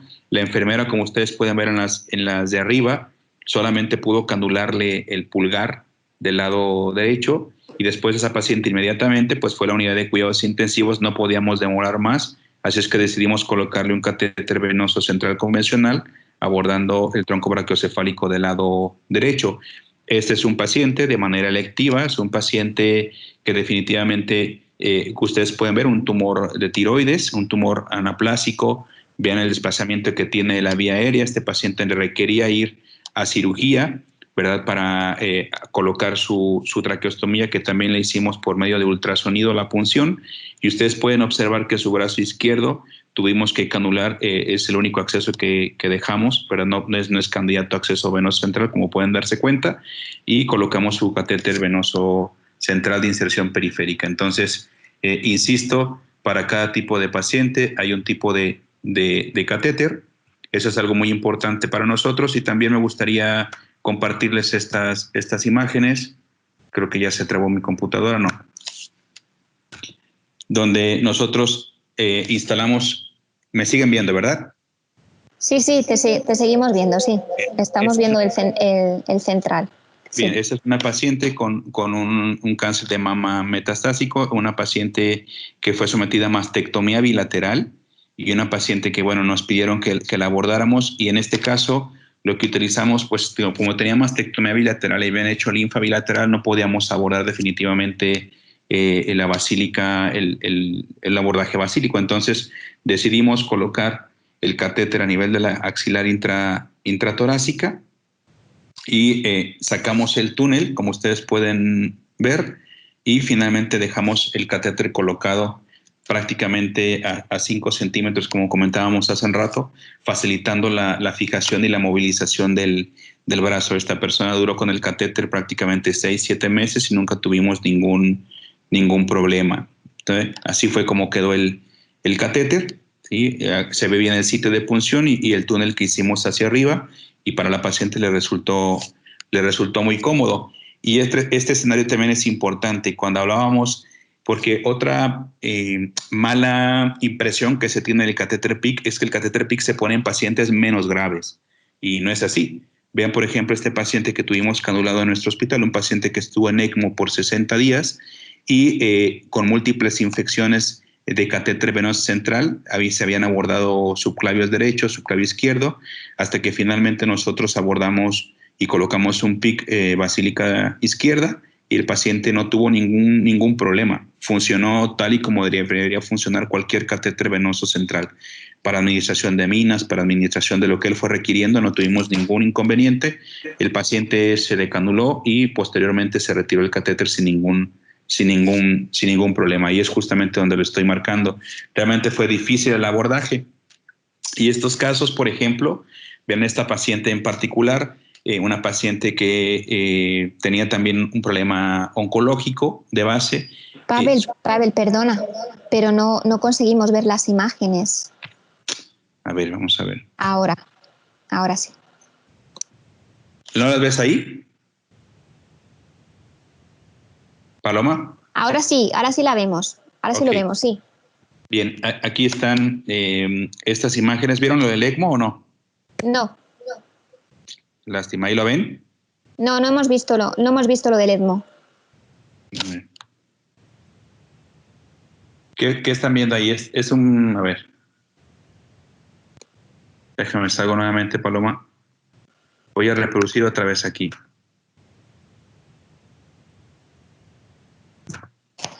Ahora estamos viendo el paciente con abordaje axilar. Perfecto. Sí, les comento, este tipo de paciente le utilizamos un abordaje axilar. También es una paciente, en este caso, un abordaje también axilar intratorácico. Le hicimos la punción, como les comentaba, toda punción lo hacemos en eje longitudinal, y también es el túnel que nos referíamos. Hacemos un túnel aproximadamente de 5 centímetros, cuidando que el catéter no se vaya a acodar, y es un catéter PICC colocado, final de cuentas, en la axilar intratorácica, colocando un SIC por definición. ¿Sí? ¿Ven esta imagen? Sí, estamos viendo el abordaje axilar, sí. Nada más, pero esta no la ves, estoy ya cambiando de diapositiva. A ver, déjame, voy de una por una para no complicarlo. Bien, Tengo aquí, muestro un catéter central de inserción central en una paciente mastectomizada. ¿La pueden ver? Sí. Bien. Les comentaba, esta es la paciente mastectomizada. Lo que hicimos, como tuvo linfadenectomía bilateral, colocamos el catéter axilar intratorácico, lo pudimos nosotros tunelizar hacia la porción superior y la paciente quedó con el catéter fijado cómodamente y no representó ninguna complicación y tuvo prácticamente su estancia del catéter por más de 6 meses. Y quiero ver si ves esto. Sí, ahora sí lo vemos. Sí. Este es el paciente del ECMO. Yo les decía que muchos médicos dicen es que un catéter PICC es para un paciente que no está tan grave. Bueno, ¿qué paciente de mayor complejidad que un paciente en ECMO? Y justamente después de infecciones repetidas de catéteres venosos centrales convencionales, decidimos colocar un PICC y duró prácticamente 35 días sin ninguna complicación el catéter y resultó tan útil como cualquier venoso central convencional, ¿verdad? Entonces eso es lo que quiero mostrarles. Muestro aquí también otra imagen que espero se vea. Es una mujer se ve, con... Pavel, se ve. Les comentaba también una paciente que solamente pudimos abordar, un abordaje muy difícil porque sus brazos no nos permitían canular la vena basílica, no pudimos hacer otro abordaje, tampoco la axilar, tuvimos que canular la axilar intratorácica y no pudimos tunelizar por su característica en la piel. Se estaba esfacelando y hacía hematomas fácilmente, entonces decidimos dejar ese catéter ahí. Una paciente que duró solamente, lamentablemente, 6 semanas y lo utilizamos como para manejo de cuidados paliativos. Y esta paciente también, un abordaje que solamente pudimos colocarlo a nivel de la inonimada y tunelizando hacia la región torácica. Fue difícil la fijación, pero pudimos hacerlo. Y esta es una paciente también, donde una paciente con un problema neurológico que iba a casa ya con secuelas, decidimos colocarle su PICC tunelizado para mayor permanencia en la región torácica y la paciente todavía aún vive, afortunadamente. Eso es lo que quiero compartir con ustedes. Y finalmente, Paloma, dime si se ve estos casos. Sí, se ve perfectamente, Pavel, sí. Vean, por ejemplo, hablaba Manu, ¿verdad?, de la importancia que tiene la humanización en los cuidados intensivos, un proyecto que desde luego en México estamos emulando con el doctor Gabrielas, precisamente de ahí de España, y creo que también hay mucho que humanizar en relación a los accesos vasculares, y creo que debemos ser personas conscientes, no podemos estar permitiendo esto en las unidades de cuidados intensivos o para ningún paciente, múltiples punciones, pacientes que resultan lastimados, vean, por ejemplo, que nos hablan después de 10 o 12 intentos de intentar canular un acceso vascular periférico en un paciente DIVA, por ejemplo, no hay esa cultura de prestarle atención al acceso vascular. Vean, por ejemplo, seguimos viendo este tipo de casos donde hay brazos completamente dematizados, accesos vasculares mal canulados, mal cuidados. Creo que invita a la reflexión de que independientemente del tipo de acceso, el compromiso del cuidado y mantenimiento es muy importante y ser conscientes de que los pacientes merecen todo nuestro respeto y habrá que cuidar su capital venoso, que eso es algo muy importante. Y esto definitivamente es algo que no debe pasar. Esta es una paciente en una unidad de cuidados intensivos donde tiene su traqueostomía, seguía con el catéter venoso central yugular y aún existe esta escuela de no cambiar el catéter central, ¿sí?, cuando tenemos una traqueostomía. Esto definitivamente es parte de una buena práctica. Todo paciente que tiene una traqueostomía inmediatamente hay que cambiar el catéter del sitio de abordaje del catéter central. En este caso, siempre optamos por un PICC. Esos son los casos que quiero compartir con ustedes. Sí, esto es una perfecta ilustración de que tenemos que hacer una valoración integral de lo que es el paciente y adaptar el dispositivo a las necesidades del paciente y no viceversa. Yo no sé si Manu quiere contarnos también algún caso especial que él haya vivido o alguna situación curiosa con paciente COVID. ¿Quieres aportar o puntualizar algo, Manu? No, la verdad que no tengo nada que añadir a lo que dijo él. Toco mis dos fibras, que son el acceso vascular y la humanización. Estoy completamente de acuerdo con todo lo que comenta él. Y respecto a casos curiosos, pues bueno, pues único con el COVID que tuvimos que canalizar más pacientes en decúbito prono. Tampoco hicimos muchísimos porque el decúbito prono dura 20 horas, entre 16 y 20 horas, entonces dentro de lo posible el PIC no es un catéter que haya que coger de forma urgente y entonces todos los PICs se pudieron canalizar en el momento en el que el paciente estaba en decúbito supino, pero sí que hay 2 o 3 casos que, bueno, pues que los tuvimos que canalizar en prono. No es una dificultad añadida, es modificar un poco la postura del brazo. Y lo único que no podemos hacer el mapeo completo previo. Pero bueno, son situaciones especiales y hay que tomar medidas especiales. No tengo mucho más que añadir a eso. No, yo estoy totalmente de acuerdo con vosotros. Yo creo que la humanización, afortunadamente, cada vez más está en boga. Nos estamos dando cuenta de que efectivamente el paciente, no solo en una planta de hospitalización, sino en una unidad tan específica como cuidados intensivos, hay que humanizar el cuidado y evidentemente el futuro es ese, adaptar el dispositivo vascular a la necesidad real y humanizar el cuidado en general del paciente que estamos tratando y que estamos abordando, porque es así. Lo de las malas praxis con respecto a la utilización del acceso vascular y la canalización todavía sigue existiendo, Pavel, porque es así, o sea, sobre todo, no tanto en PICs, porque sí que es verdad que los profesionales ya que se dedican al PIC están un poco más especializados, un poco más actualizados, pero sí que es verdad que todavía te puedes encontrar con catéteres centrales convencionales canalizados en la zona de tórax y cuello, que no siguen las últimas actualizaciones. Bueno, tú mismo lo acabas de poner, o sea, un paciente con una traqueostomía y un catéter central justamente al lado. Bueno, pues eso realmente hoy en día es una mala praxis. No debería de ser así. Hay opciones de canalizar otro tipo de acceso vascular. Bueno, pues hemos llegado al final, 2 horas. Ha estado muy bien. A mí la verdad es que se me ha hecho muy corto. Por ejemplo, mirad, antes de terminar, esta pregunta de Maite me parece muy interesante también. La medición en el decúbito prono. Sí, cuando el paciente está en decúbito prono cambia la forma de medir, cambia la longitud. ¿Cómo medís en decúbito prono en este tipo de pacientes COVID con canalización de PIC en decúbito prono? Creo que eso es para Manu. Yo la verdad no he canulado paciente COVID prono, ¿no? Lo hice en una sola paciente en alguna ocasión, pero creo que Manu nos puede aportar más a ese comentario.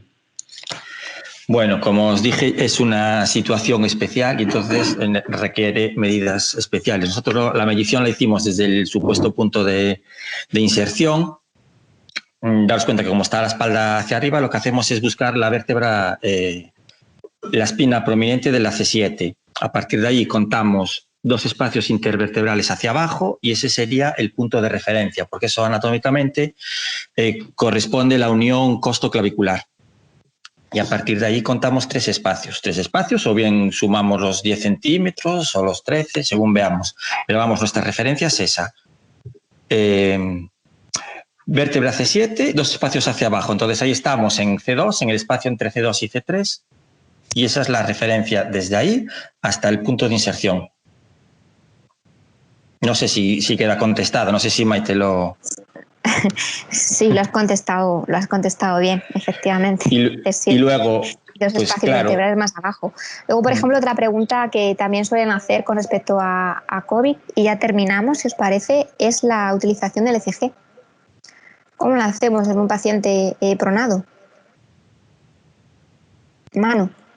Nosotros en nuestros 2 casos no tuvimos problemas ni con el... Bueno, sabes que estos sistemas que hay de seguimiento electrocardiográfico también tienen seguimiento electromagnético, ¿no? La punta está magnetizada y el detector, aparte de detectar el electro, detecta, va haciendo un seguimiento de la punta, ¿no? Un poco lo que hacía Pavel con el eco, pues esta máquina lo hace.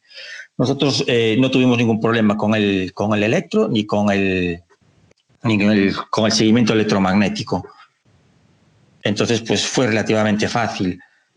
Hay que tener cuidado al colocar los electrodos porque puede quedar la onda invertida, pero eso es tan simple como ver que la supuesta onda P, pues también va a aumentar si está invertida, va a aumentar hacia abajo, si está en posición normal, pues va a aumentar hacia arriba. No tiene mucha más dificultad que un PIC normal. Bueno, pues ahora sí. Ahora ya sí que hemos hemos terminado con el webinar de hoy. Yo no quisiera terminar sin daros las gracias a los dos por haber colaborado con nosotros en el webinar de hoy. A mí la verdad que me ha parecido muy interesante porque reconozco que para los que somos profanos en el mundo de los cuidados intensivos y la reanimación, pues ha habido cosas muy, muy interesantes, la verdad. Muchísimas gracias por haber estado aquí con nosotros. Gracias, Pavel, gracias, Manu. Y bueno, pues recordaros a todos que os esperamos el próximo fin de semana con el siguiente webinar, que va a tratar sobre neonatología y pediatría. Así que nada, nos vemos el próximo fin de semana. Muchísimas gracias. Gracias a Un todos. abrazo fuerte a los dos. Un abrazo. Gracias. Venga, gracias a todos. Hasta luego. Chao.